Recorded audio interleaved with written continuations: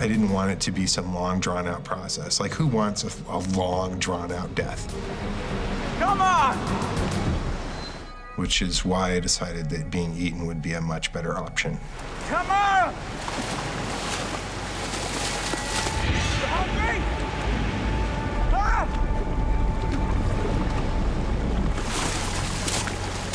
Come and get it, come on!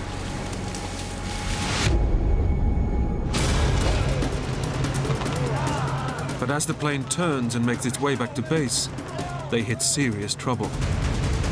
Within 20 seconds after we started going into minor turbulence, God, I hate this car! it just got worse and worse. Okay. Then the plane started going into massive turbulence.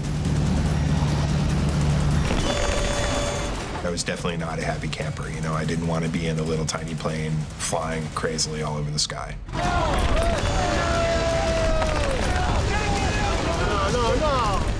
Seconds later, the plane begins to lose control. The plane is just going haywire. It even started to tilt. I was on the ceiling, I was on the floor, I was on the ceiling, I was on the floor. I was frightened.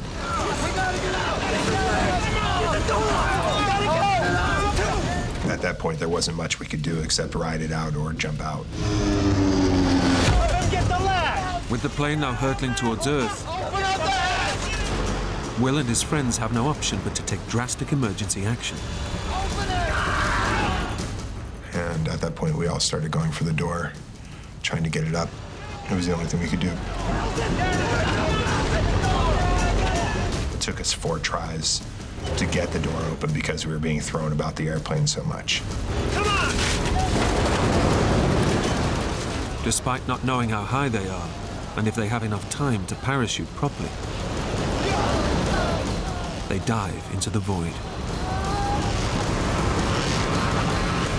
Once that door was open, my butt was out of that airplane. I did not want to be there. I knew that. I trust my skydiving equipment. I trust my parachute, and I did not trust that airplane at that point.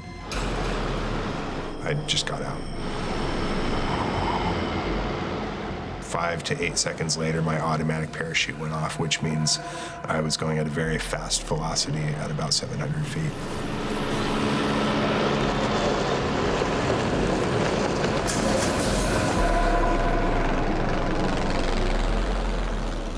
We were very low and very low cloud cover, and it was a shock to me. At that point, I looked around for my friends. I saw Jimmy under his canopy as well, going the other way quite a distance off, and Manny was under his canopy next to me, flying parallel to me. Will is desperate to know that his old friend, Manny, is okay. I kept calling out to him to try and get his attention so that we were coordinated on landing. Manny!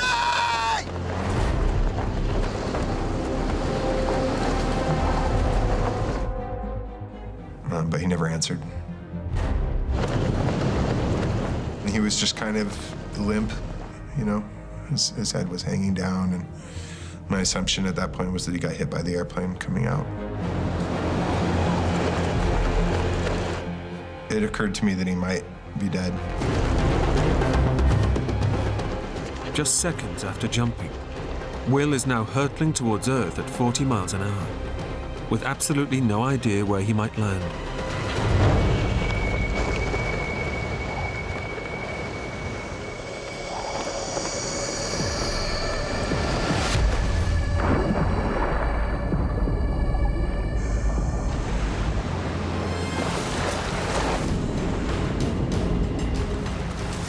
The plane crashed in the water behind me, and I looked back and saw the tail of the plane sticking out of the water.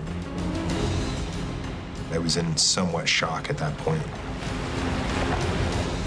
Will has hit the ocean, still attached to his parachute rig, and he must act fast to avoid drowning. If you land in water, you want to get your chest strap off so that you can take your gear off immediately and swim under the parachute. At that point, it was really about focus and trying to do the right thing, so if there's a chance of survival, that you survive.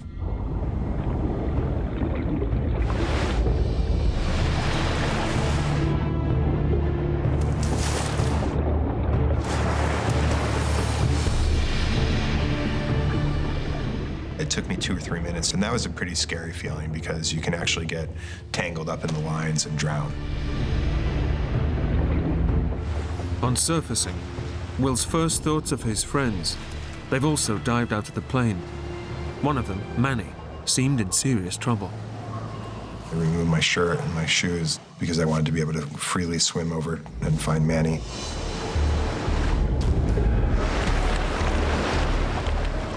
I felt the need to act fast because if Manny was unconscious, then it was important to get to him and keep his head out of the water. Manny!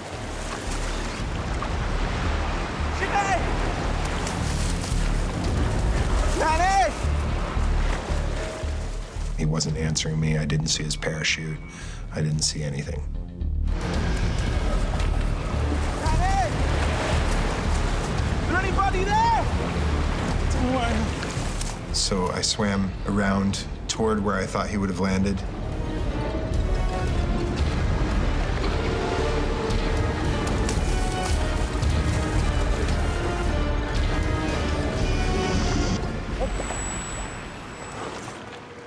I didn't even see a lick of him.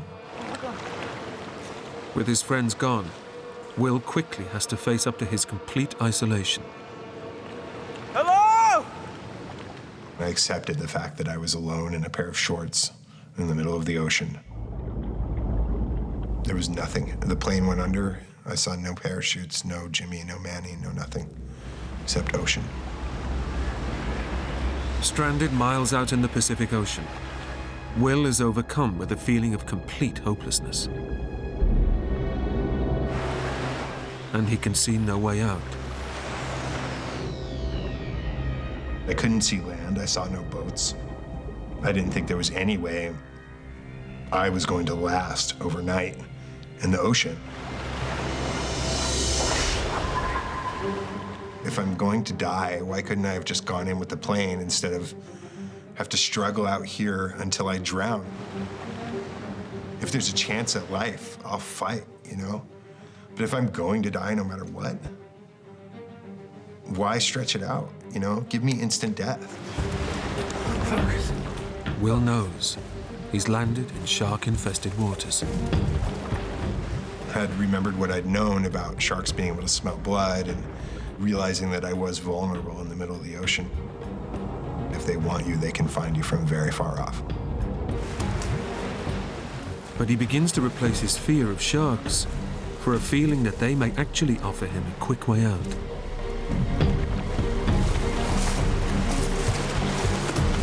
You hungry?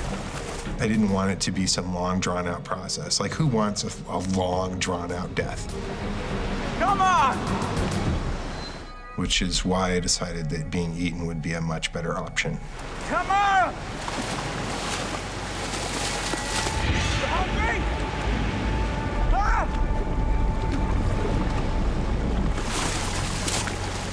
Come and get it, come on!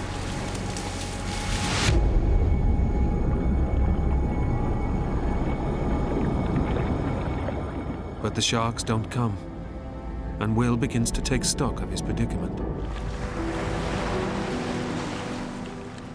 If I'd been off the coast of the States, there would be Coast Guard and other boats looking for me within a short period of time, but this was a third world country. So I thought, you know, don't be a spoiled American and think there's going to be a boat coming to get you. You have to survive this or not. Let's just enjoy the view. Alone in the ocean, with night fast approaching, Will decides to fight back. I started to have to make decisions about what exactly I was going to do. I had to do something.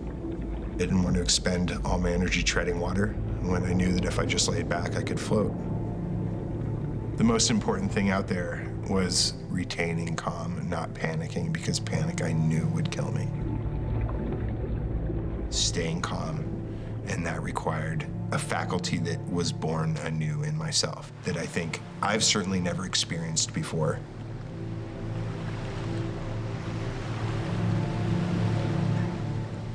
There's something very pure about the action of trying to live and saying, whatever happens, happens, but I'm going to do my best to try.